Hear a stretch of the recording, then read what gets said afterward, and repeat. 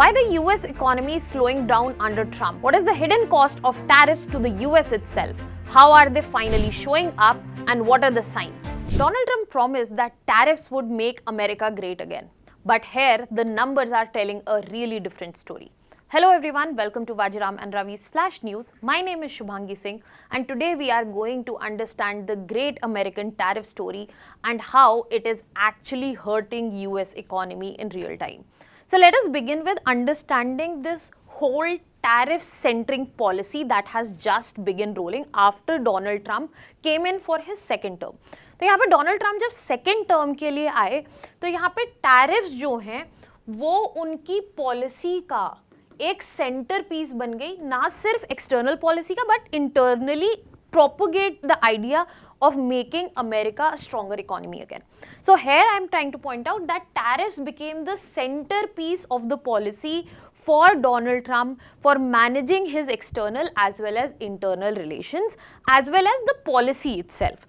Now another thing that we need to understand about tariffs that they are absolutely out of WTO norms, that you are applying tariffs unilaterally from your own end. That means the whole idea of reciprocal tariffs is outside the WTO set norm, which is a rule-based norm acceptable to the multilateral global order. Now because of this, if we have to understand the tariff dynamics that exist as of now, यहाँ पे जो tariff dynamic exist करते हैं उनको समझने की कोशिश करते हैं हम यहाँ पे. Let us try to understand them.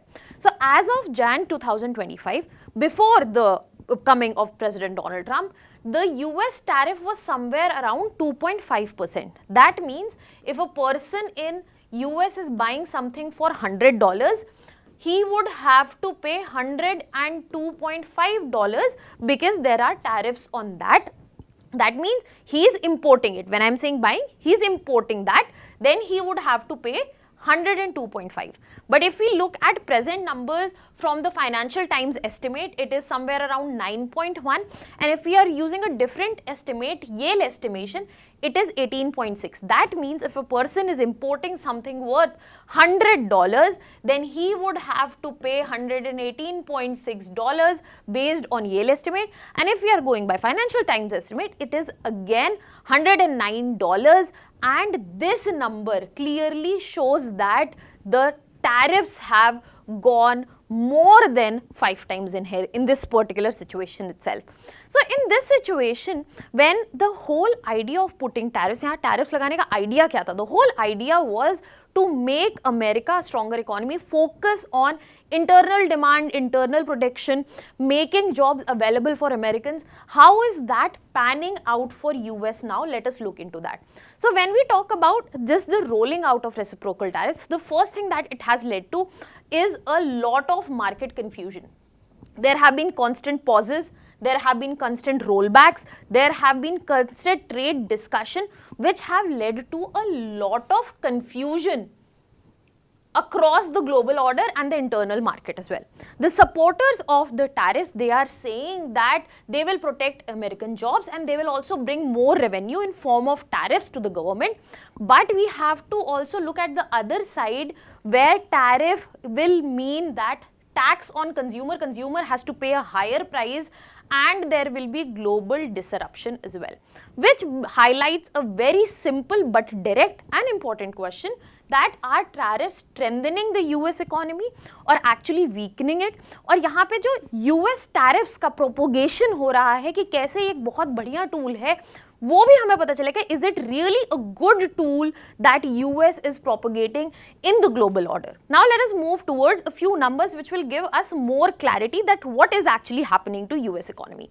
Starting with the first one, stock markets. So one of the first indications that through which we can see the strength of the economy is the stock market.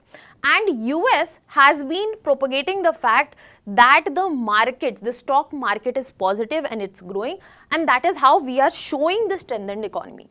But here, just the Nasdaq cannot help us see the whole picture. It becomes important for us to see other indexes as well. For example, S&P 500. So when we are talking about S&P 500, where Nasdaq 100 is showing almost more than 10% growth, S&P 500 at the American stock market is somewhere around 8.74.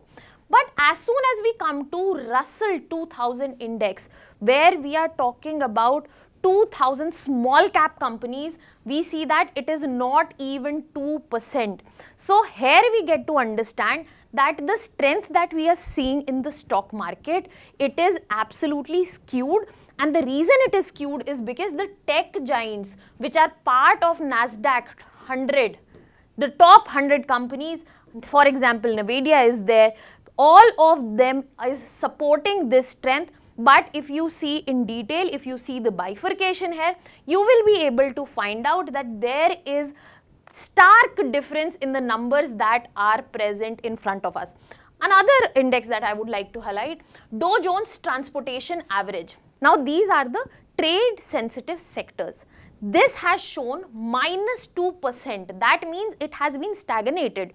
That clearly shows that what we are talking about as strength of the stock market is coming from the tech giants, be it Nvidia, Microsoft, Apple, Google, Meta, and other indexes are not as much performing at that level as we see just the Nasdaq.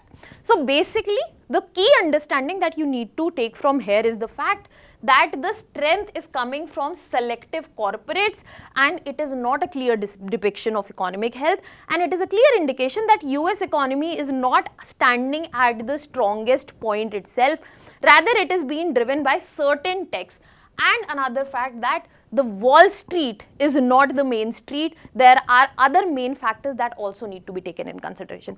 Now let us move to another important data that will point us in the right direction. If we talk about health of an economy, another macroeconomic fundamental value that is of importance, that is inflation. So when we are talking about inflation, we have to understand that these tariffs are directly adding to the inflation. How? If we are talking about direct addition, so for someone who is buying a good for $102, now he is buying for $109, then definitely the consumer is paying more, the prices are higher. Second, we find that domestic producers, when they will see if somebody is importing the item worth $100 for $102 and now they are paying $109 or $118 as per different estimates, then the domestic producer will think if the consumer is ready to pay this kind of amount, then maybe I will offer it for $115. That will still give me the price advantage, but it means the overall prices of goods and services are going to increase. Now this simple thing can be seen. Now this simple thing can be easily seen in the numbers that are present in front of us in terms of personal consumption expenditure, and this data has been given by US Bureau of Economic Analysis itself. So US Fed's target is 2% of inflation. That means the prices should be increasing only at 2% of that. But if you look in here, 2025 after April, since the date the tariffs have hit, you will find this going upwards. And this clearly shows the personal consumption expenditure in the economy of US increasing. So US tariffs are definitely fueling the direct inflation here, where we find the personal consumption expenditure has gone upwards and producer price index as of now is at 3.3%, additional 3.3%, which is highest since February of this year for US economy. Now this directly points towards the fact tariffs are nothing but some sort of inflationary tax, and in this situation it is difficult for monetary policy framework to also work out for US economy, and that is why there is a lot of confusion in terms of monetary policy. For example, in the starting of this year, US Fed expected that there will be rate cuts in the economy. But because the inflation is rising, and if they bring in the rate cuts, that means inflation will be fueled further. So there is confusion, they are going to delay the rate cut. Now the rate cut is delayed, that means no lower interests. That means at present these higher interests in the economy will discourage borrowing, they will discourage investment, and they will also discourage consumption. That means at the macroeconomic level, we are seeing a situation where there is inflation, and there is also worry that economy is also going to stagnate. How I am saying stagnation? Not just basis on the fact that there are higher interest rate which are going to hinder borrowing, investment and consumption, but also when you will see the GDP numbers that are in front of us. So if we talk about GDP prediction for 2025, by the end of this year it is 1.9%. For the next year it is lower, 1.2%. Now this low growth with high inflation is directly a situation where stagflation is present, where economy is in such a vicious cycle. If the Fed goes to help the inflation, then there will be impacting the economic output. If they will go to help the economic output, the productivity, the inflation will increase. And what will be compromised? Consumers would be at the problematic end. And that is how we are understanding that these numbers are showing a different picture than what Donald Trump has been talking about, especially when we are considering another macroeconomic factor, that is unemployment. So if we look at employment trends, we find that 2 job vacancies were present, especially just after COVID, for one unemployed person. So if I am not working today, I had 2 job vacancies in terms of options. But at the present, we find that vacancies are shrinking and labor demand is also gradually slowing. The BLS data of July 2025 is showing that job creation is really slow in US, and there is downward revisions, especially as compared to May and June. And furthermore, Trump fired BLS chief because of this particular data release just after this particular release happened. So this is also clearly showing us the fact where India is planning to be resilient. US is painting a very nice rosy picture, but the roses are probably rotting inside, and we need to see that so that we are able to understand the situation isn't worse as that we are thinking. And the final nail in the coffin comes with the exceptional work that we expect from US dollar. That is also not working in our favor.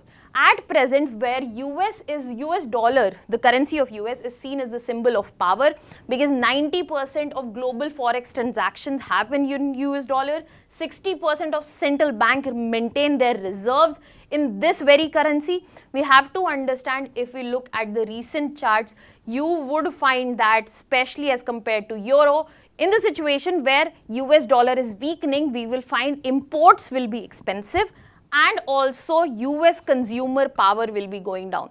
Otherwise, the situation in generality, when the dollar is strong, the US imports are cheaper and the consumer power remains high. And that will all point out to one very simple thing, that tariff fallout is right in front of us, where dollar is losing value as compared to major currencies such as euro, yen, pound, franc and Canadian dollar. And this weakening dollar is the final highlight when we are trying to understand the signs that why tariffs are not working in terms of making America great again. To summarize, the tariffs are creating higher prices for consumers in the US economy, inflationary pressures in the US economy, slower GDP growth, weakening dollar and employment slowdown. And none of these sound like that America's economy is strengthening or rising up. So this is where we need to think that, are the tariffs right tool to handle the external relations as well as internal economy or not? That was all from my side. Thank you so much.